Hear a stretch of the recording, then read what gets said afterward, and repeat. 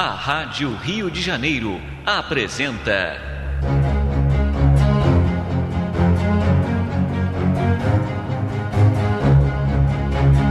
a atualidade da mensagem de Chico Xavier.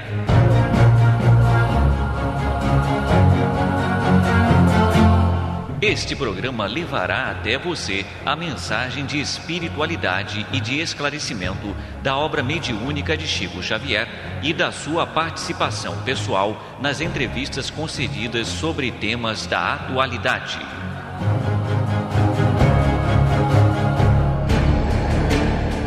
Nosso programa de hoje relembrará temas sobre ciências aplicadas, abordadas por Francisco Cândido Xavier e por Emmanuel durante o ano de 1940. E a primeira pergunta foi a seguinte: podem os espíritos amigos atuar sobre a flora microbiana nas moléstias incuráveis, atenuando os sofrimentos da criatura?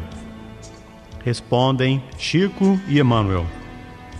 As entidades amigas podem diminuir a intensidade da dor nas doenças incuráveis, bem como afastá-la completamente, se esse benefício puder ser levado a efeito no quadro das provas individuais, sob os desígnios sábios e misericordiosos do plano superior.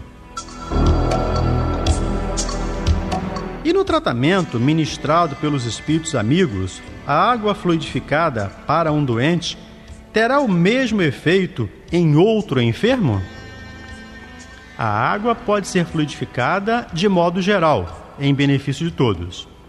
Todavia, pode sê-lo em caráter particular para determinado enfermo. E neste caso, é conveniente que o uso seja pessoal e exclusivo. Existem, então, condições especiais para que os espíritos amigos possam fluidificar a água, como sejam a presença de médiuns curadores, reuniões de vários elementos, etc., etc.? A caridade não pode atender a situações especializadas, responde Emmanuel. A presença de médiuns curadores, bem como as reuniões especiais, de modo algum podem constituir o preço do benefício aos doentes, porquanto os recursos dos guias espirituais nessa esfera de ação podem independer do concurso medianímico, considerando o problema dos méritos individuais. O fato de um guia espiritual receitar para determinado enfermo é sinal infalível de que o doente terá de curar-se? Responde Emmanuel através de Chico Xavier.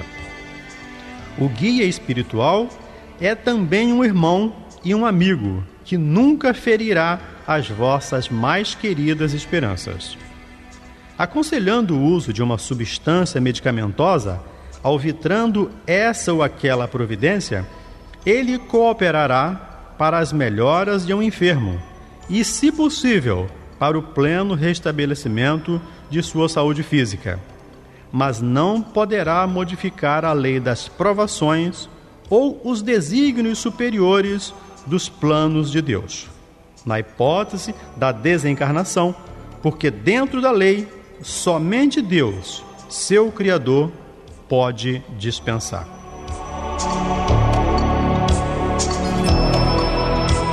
E a eutanásia é um bem no caso de moléstias incurável?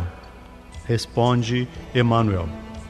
O homem não tem o direito de praticar a eutanásia em caso algum, ainda que a mesma seja a demonstração aparente de medida benfazeja. A agonia prolongada pode ter finalidade preciosa para a alma, e a moléstia incurável pode ser um bem, como a única válvula de escoamento das imperfeições do espírito em marcha para a sublime aquisição de seus patrimônios da vida imortal. Além do mais, os desígnios divinos são insondáveis e a ciência precária dos homens não pode decidir nos problemas transcendentes das necessidades do espírito.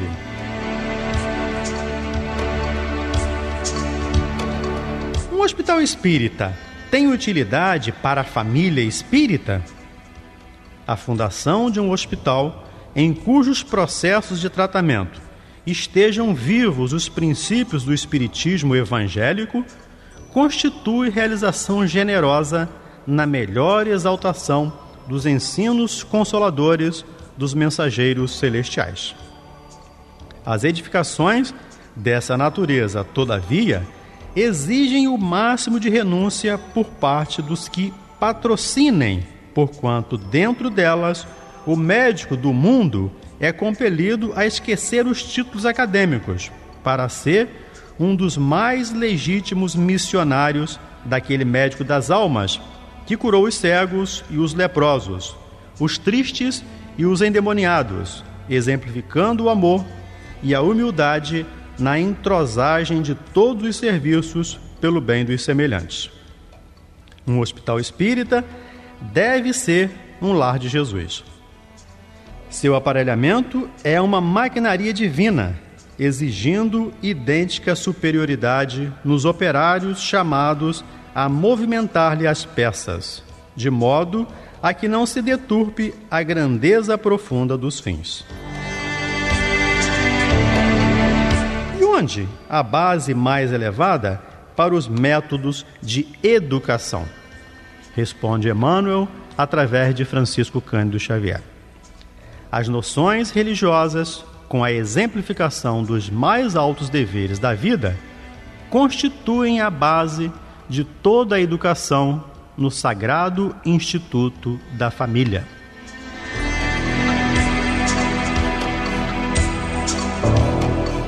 O período infantil é o mais importante para a tarefa educativa? Responde Emmanuel. O período infantil é o mais sério e o mais propício à assimilação dos princípios educativos. Até aos 7 anos, o espírito ainda se encontra em fase de adaptação para a nova existência que lhe compete no mundo. Nessa idade, ainda não existe uma integração perfeita entre ele e a matéria orgânica.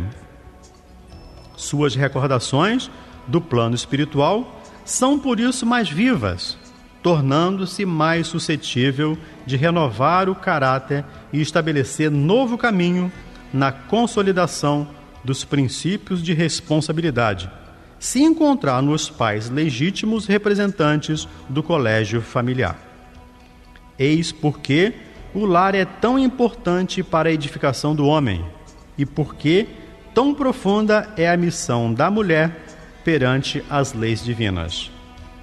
Passada a época infantil, credora de toda vigilância e carinho por parte das energias paternais, os processos de educação moral que formam o caráter tornam-se mais difíceis com a integração do espírito em seu mundo orgânico e material.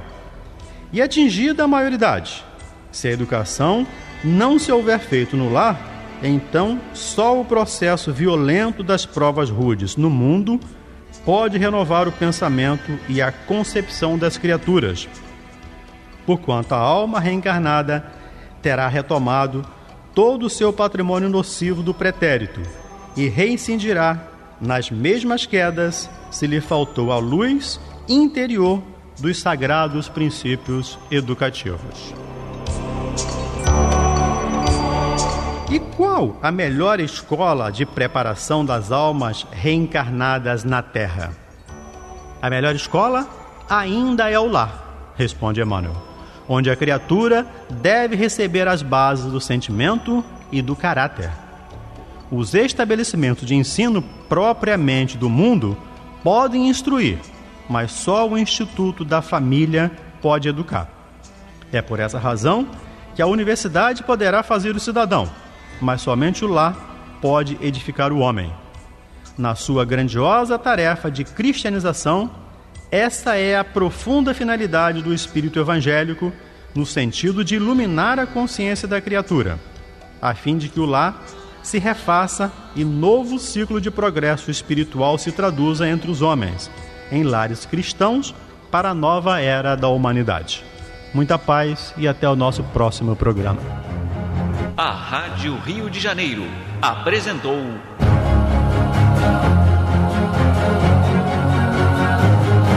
a atualidade da mensagem de Chico Xavier.